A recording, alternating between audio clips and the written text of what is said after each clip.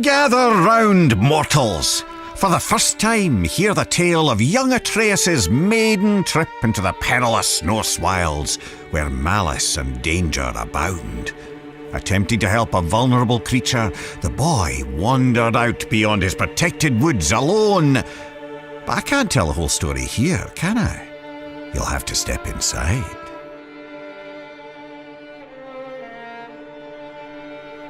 Atreus awoke to find his father missing. Not that there was anything unusual about that. Tasked with retrieving their dinner, Kratos would often take leave on day-long hunts. Why it took all day, Atreus never fully understood, but he knew better than to ask.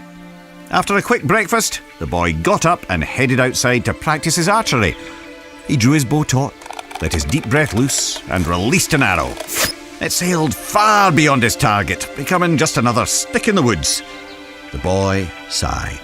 He'd have to find it later, likely when he wasn't looking for it.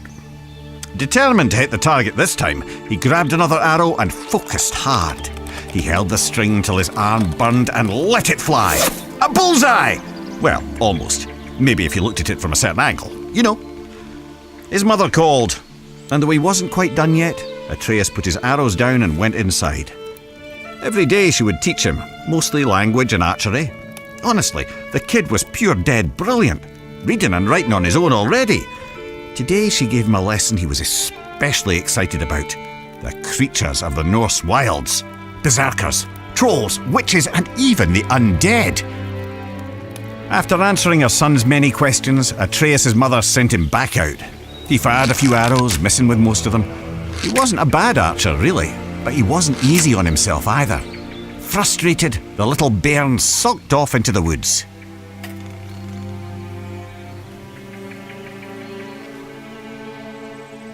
Don't sulk yourselves. Follow the boy to the next area.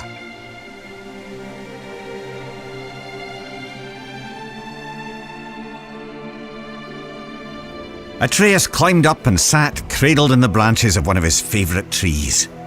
On days like this, he liked to close his eyes, listen to the forest, and let his mind wander. This kind of solitude never felt lonely to him, perhaps because he could hear things others could not. Ever since he could remember, the thoughts of others, animals mostly, could intrude upon his own. He couldn't much control it, and he didn't tell his mother or father of it, but it only added to the boy's absolute captivation with what adventure might lie past his all-too-familiar woods. As Atreus craned his head in an attempt to hear even farther, a desperate cry for help crept in at the edges of his mind. Not a whisper in his ears, but rather a shout inside his skull. Atreus shot up, and as he did, heard a second voice, a call to adventure, taunting him with the promise of a hero's journey. He jumped down from the tree and ran toward the voices. They grew louder and louder, overwhelming him to the point that he halted abruptly, stumbling as his inertia nearly overtook him. He hesitated there, knowing it would displease both his parents to venture further. In response, the voices only grew more urgent, demanding his attention. The lad could barely concentrate with this cacophony filling his head. He decided to follow the cry for help. Even as he did, the other voice derided the boy, calling him a coward. But if Atreus were to disobey his parents, it would have to come with good reason. Surely, he thought, they couldn't be too upset at him for responding to a distress call. Nearly convincing himself this might be true, Atreus took a deep breath and stepped out of the protected woods he'd known all his life into the foreboding Norse wilds.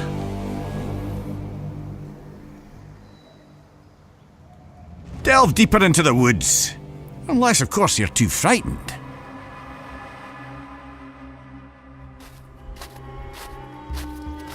Making his way through Midgard's unfamiliar terrain, the pained cry of a wounded doe rang out, carried on the frigid breeze.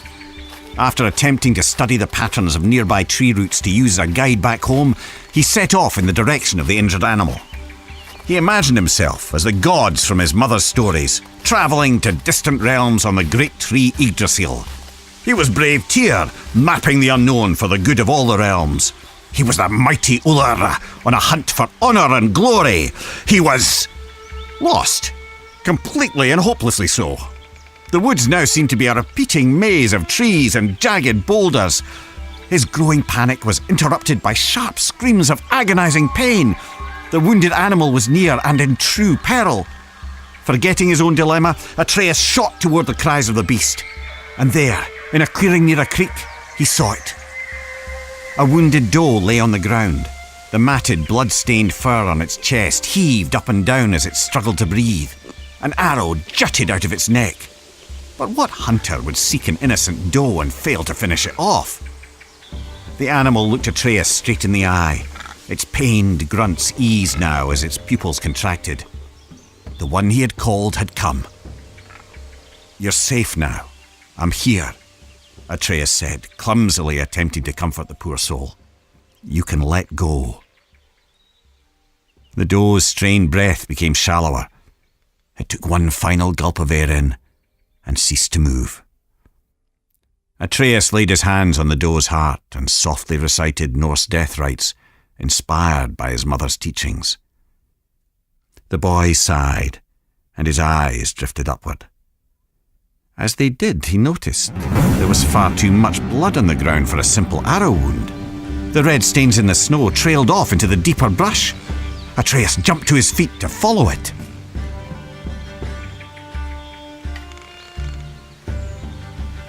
What horrors await at the end of the trail of blood? There's only one way to find out. The boy didn't have to go far to understand. The trail of blood didn't belong to the doe, but to the hunter, who now lay in pieces at Atreus' feet. The boy's stomach rolled as he took in the scene. He held his breath, attempting to let the nausea pass. And that's when he heard something else. Something hidden by the dark forest, mere steps away and still breathing.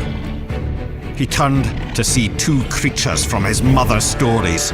Heaving, vile, undead monsters of pure rage. Draugr. Atreus' eyes grew wide as they met the empty sockets where the Draugr's eyes were supposed to be. The larger one roared, then it charged. The boy went for his quiver. He found an arrow but lost his footing. Crashing to the ground, the Draugr rushed ever closer. The larger one plucked Atreus from the ground. The monster bellowed, spraying rotten teeth and flaps of decaying gums. Its half-tongue flailed blindly like the death throes of a headless snake. It was disgusting. In desperation, Atreus stabbed out with his arrow again and again and again, and by pure chance he connected, striking the Draugr through a hole in its skull. The monster dropped him as he continued to scream and stab. The boy was lucky, but there was no time to celebrate. As the second Draugr raised his blade, Atreus shot an arrow. It exploded against the Draugr's sword, shattering it to pieces. Quicker than the boy could react, a shard of the blade sliced into his arm. He yelled out in torturous pain. But as the Draugr drew in for the final kill, Atreus wasn't afraid anymore. He was angry. The blinding pain turned to white-hot rage as his ears pounded. His vision glazed to pure red. As the creature bellowed with fury, so did Atreus. Two warriors with nothing left but anger and pain. The last thing the boy saw before the world went black was a ghostly white hand grabbing the Draugr by its throat. A small quiet question escaped Atreus' lips before he fell unconscious. "Father?"